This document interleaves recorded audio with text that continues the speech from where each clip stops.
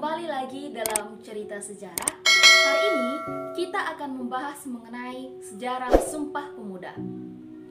Pada abad ke-20, Indonesia mulai menyadari bahwa rakyat Indonesia yang berada dalam jajahan Belanda adalah satu bangsa, satu tanah air. Maka, mulailah berkobar semangat nasionalisme menuju negara Indonesia yang merdeka. Semangat ini terlihat pada tercetusnya Sumpah Pemuda yang merupakan salah satu tonggak yang membakar persatuan serta semangat golongan muda untuk mewujudkan kemerdekaan Indonesia. Bagaimana sejarah tercetusnya Sumpah Pemuda? Yuk, langsung saja kita bahas. Indonesia sudah ratusan tahun berada di bawah kekuasaan Belanda dan bangsa Eropa lainnya. Pada masa itu, Indonesia hidup dalam penderitaan, kemiskinan, dan kemelaratan di tanah airnya sendiri yang memiliki kekayaan alam yang melimpah.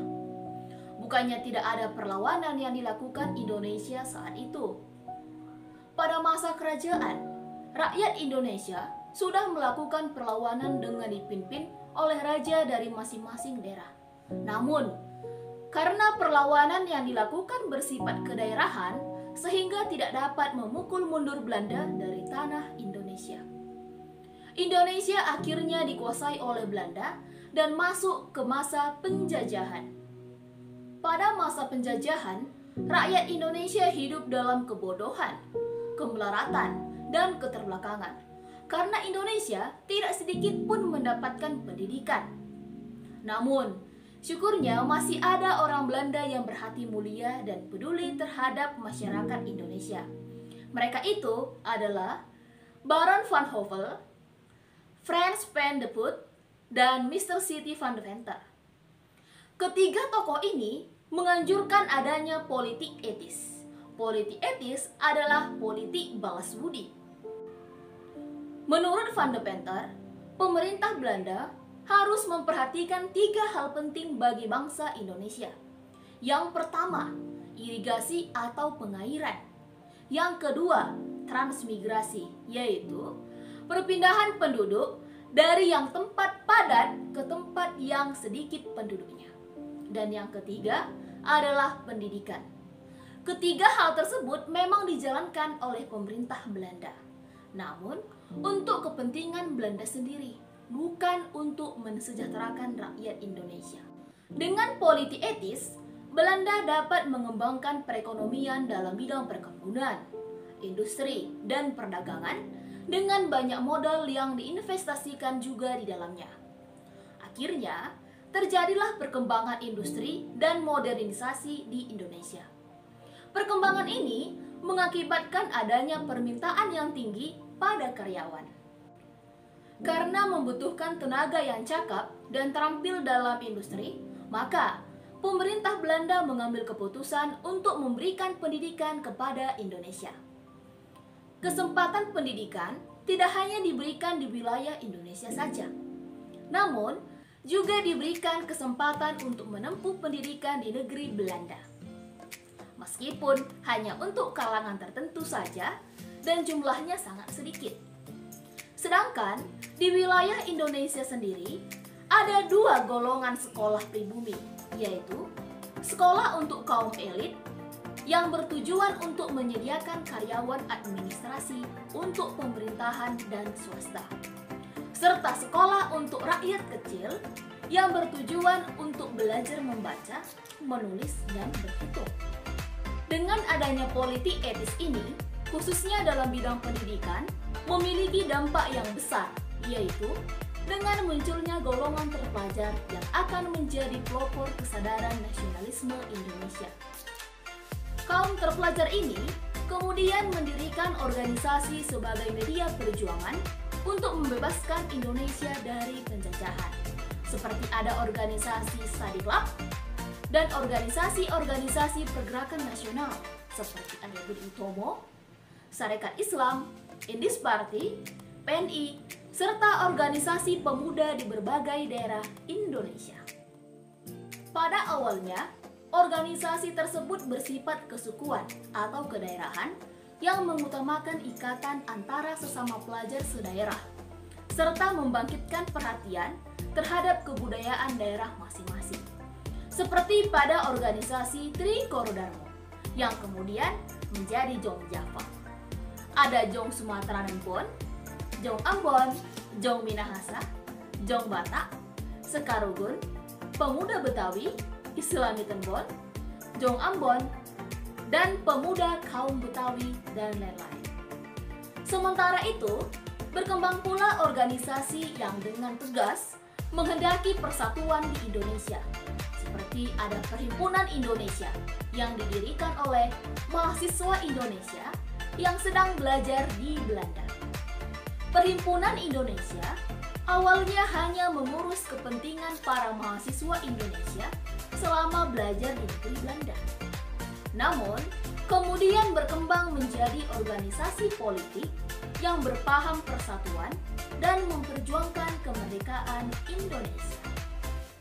Ide dan semangat Perhimpunan Indonesia ini kemudian banyak mempengaruhi organisasi dan telah menginspirasi pemuda di tanah air melalui majalahnya yang bernama Indonesia Merdeka, yang berisi memberikan dorongan semangat organisasi di tanah air, khususnya organisasi kepemudaan, untuk merintis kembali persatuan Indonesia di kalangan Angkatan Muda Indonesia.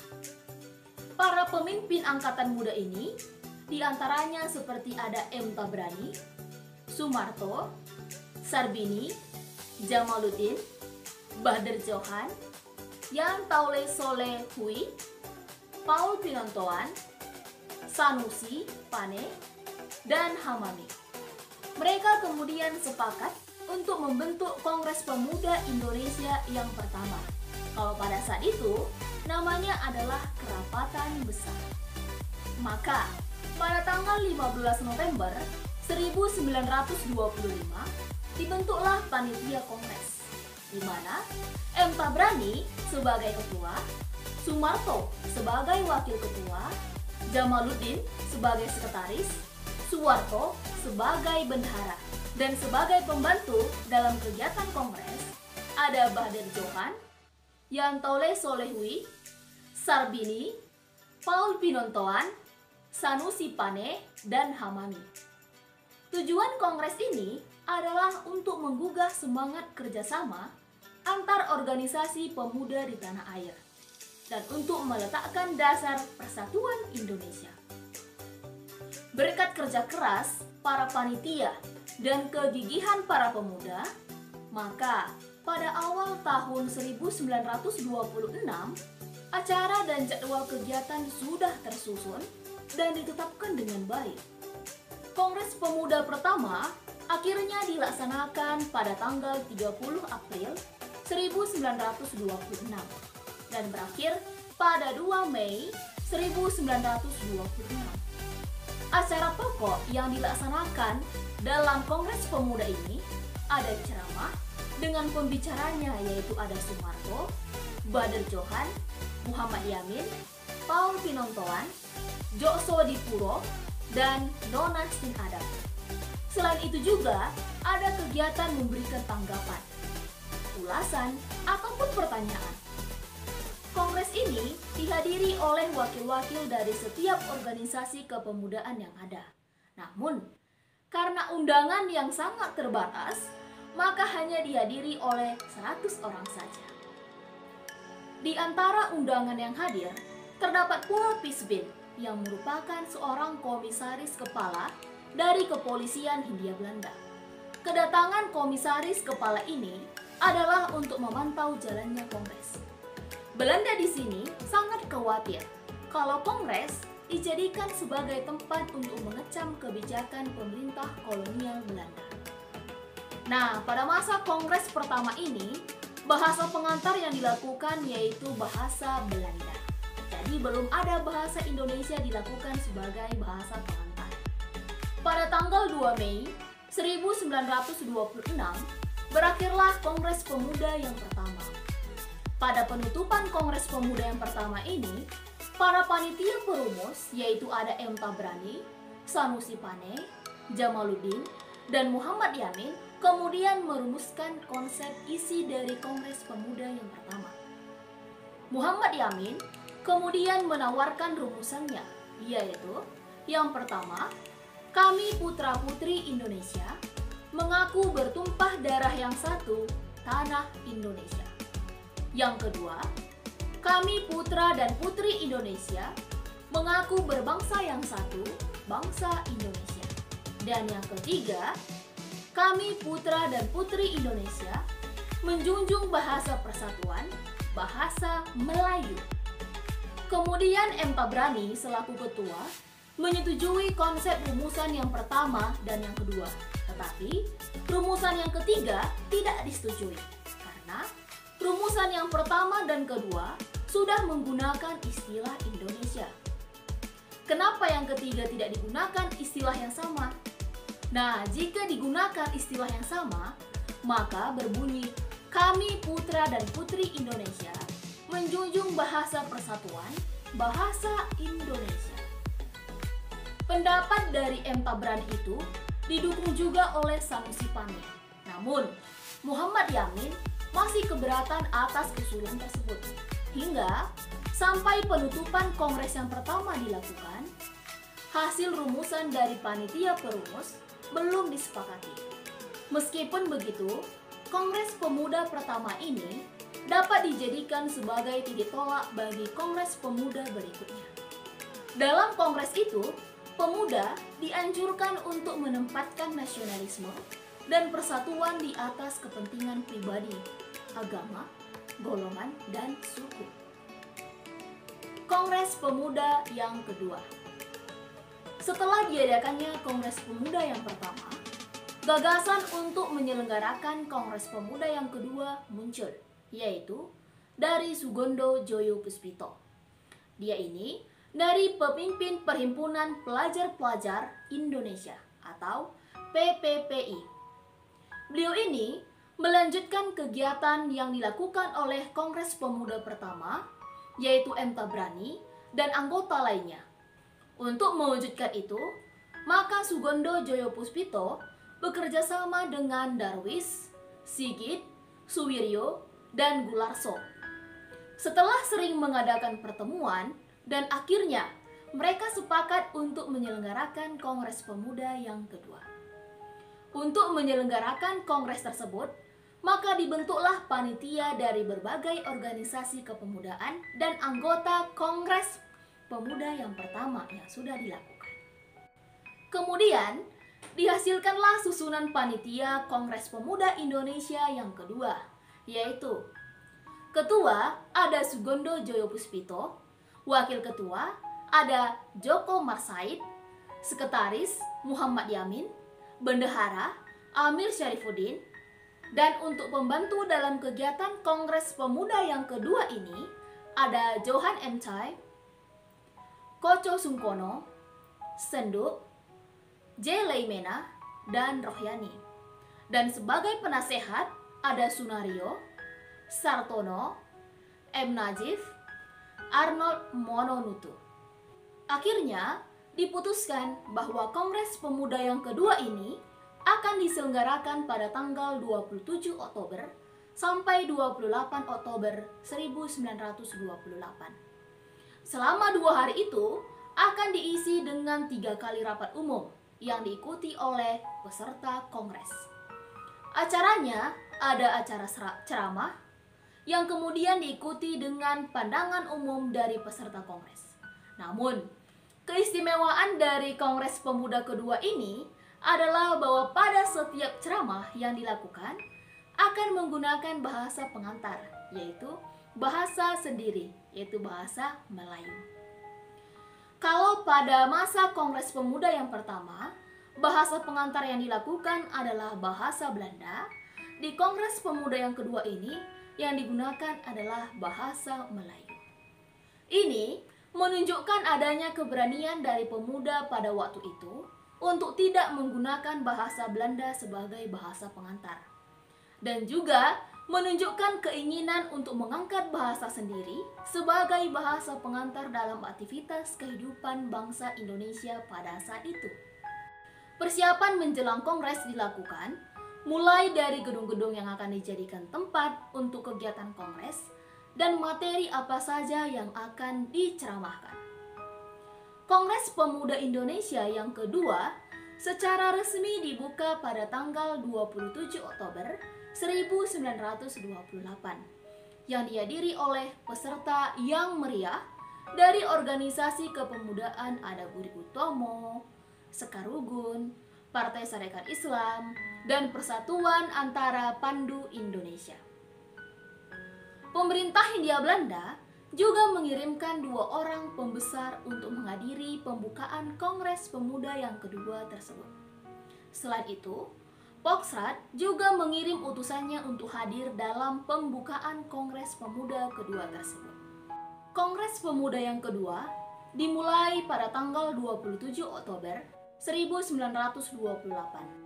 Rapat pertama diselenggarakan di Gedung Katolik Jongeligenbon di Lapangan Benteng.